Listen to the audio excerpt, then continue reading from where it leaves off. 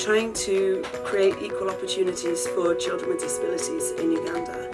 It's estimated that only 18% are able to be seen by a rehab specialist, like a physiotherapist or a speech therapist. And that's mainly based in Kampala, which is 300 kilometers away from where we are here in Fort Portal. Yeah, it's a really rural setting and it's a real extreme poverty around here as well. Lots of small villages that are far off the main roads. About 4 years ago, I came here to volunteer for Steve and Asha because their son Sidney has cerebral palsy, epilepsy and developmental delay. And they really wanted to get some intensive support for him because they were struggling to find anything locally. They'd already had the idea that it would be great to have something to help other families who were in similar situations.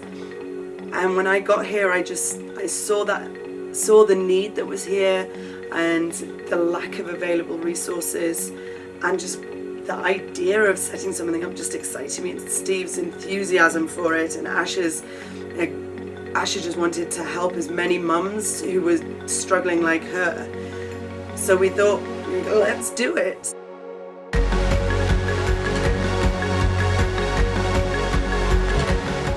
I'm Asha Williams and this is Sidney Williams.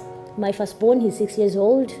I had to find somewhere to do therapy from, and that was in Kampala, and the transportation was really difficult because I had to drive to Kampala with my child. So it was really hard. So we decided to find somebody who could help us on a personal level, and Fiona came up.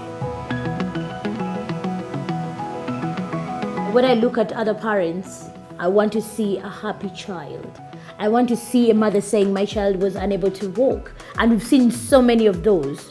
And it makes me cry, it makes me very emotional when a parent says, I first came to Kyaninga 2 years ago and my child couldn't walk, my child couldn't crawl, my child couldn't speak. My child can call me mommy now and my child can walk. And that is the best thing. That is all I want to hear from a mother.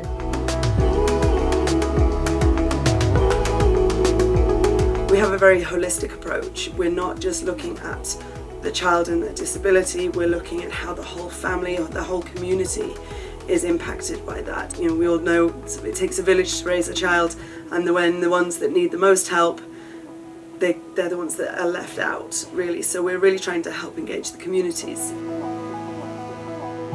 Kyaninga myaka 2 nibanyamba. Bakwiza hano bakozesa Derrick exercise. Bamukozesa exercise.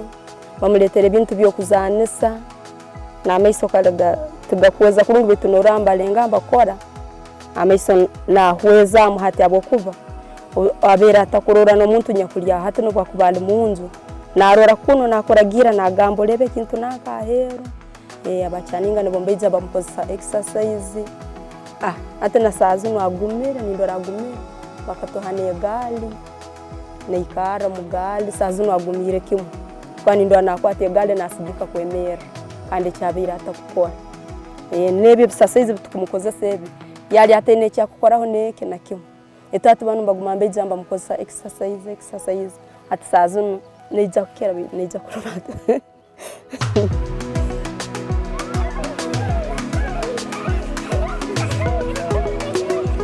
We support children in their learning environment. We work with the teachers to help them understand each child's individual disability, their abilities and their challenges, and work with the teachers to be able to adapt their classroom environments or their teaching methods to be able to meet that child's needs, as well as working with the child and providing therapy on the spot in school.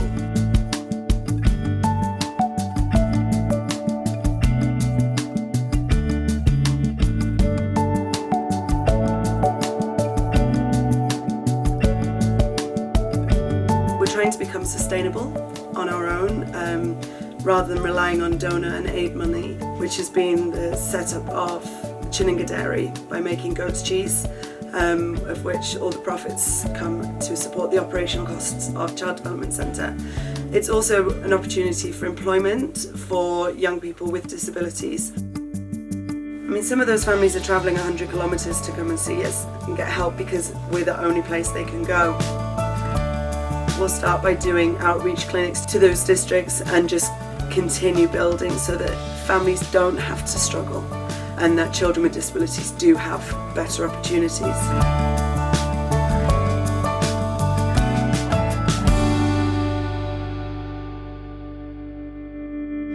There's been such huge changes.